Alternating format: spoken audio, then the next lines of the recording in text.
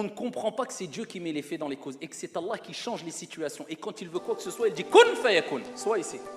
C'est facile pour Dieu. Quand tu auras cette certitude-là, wallahi, tu vas dépasser ici toutes les épreuves, si grandes soient-elles, mais avec une facilité qui va t'impressionner toi le premier. On est loin du tawakkul, illa ma rahimallah. Le prophète alayhi salatu wa sallam, il a dit au kidnappé ton fils, il est en danger de mort. Répète la hawla wa la quwwata illa billah et dis à ton épouse de répéter cette parole-là. D'accord? De prouver à Dieu que tu sais que c'est lui qui change les situations et qui transforme les choses.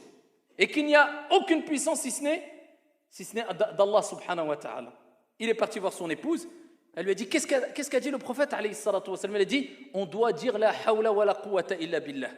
Elle a bien pris ce conseil, elle a été satisfaite, ils se sont posés et ils n'ont cessé de répéter la hawla wa la quwwata illa billah avec une bonne compréhension, une bonne prononciation et avec certitude que c'est Allah qui change, qui transforme les situations. Jusqu'à ce qu'il a été rapporté que son fils, quand il a eu un moment d'inattention venant des personnes qui l'ont capturé, a réussi à prendre la fuite. Et en plus de cela, c'était des gens qui étaient ennemis du prophète alayhi salatu wassalam et qui voulaient faire du mal et tuer le prophète alayhi salatu wassalam. Non seulement il a réussi à prendre la fuite, mais en plus prendre des bêtes avec lui. Il est rentré chez ses parents, il les a retrouvés.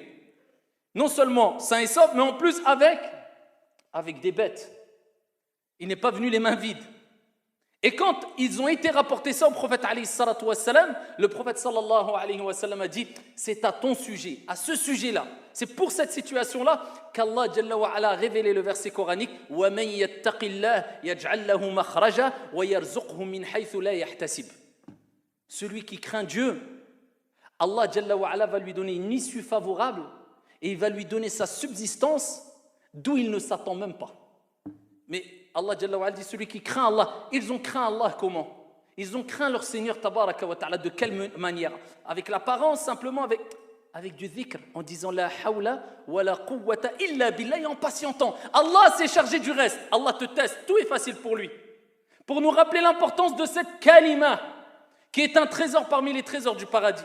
Cette kalima qui te permet de voir tes péchés expiés. Cette kalima qui est une parole qui est sous le trône du miséricordieux. Wa fi sahih, le prophète alayhi salatu wa sallam a dit la hawla wa la quwwata illa billah babun min abwabil jannah. C'est une porte parmi les portes du paradis.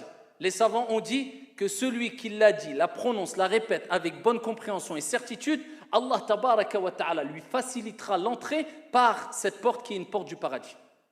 Le fait de dire la hawla wa la quwwata illa billah, c'est un trésor, c'est ton entrée au paradis. Cette formule change, transforme et te pousse aussi à la modestie, à la retenue, parce que quand il t'arrive quoi que ce soit, tu prouves que rien ne vient de toi, toi tu n'es qu'une cause, et les êtres ne sont que des causes, mais tout vient de ton Seigneur qui peut transformer toute chose en disant soit, et c'est, et il n'a même pas besoin de dire kun, c'est pour que l'être humain comprenne qu'Allah Jalla wa Ala, quand il veut quoi que ce soit, eh bien c'est automatiquement et directement. Wala hawla wala quwwata illa billah.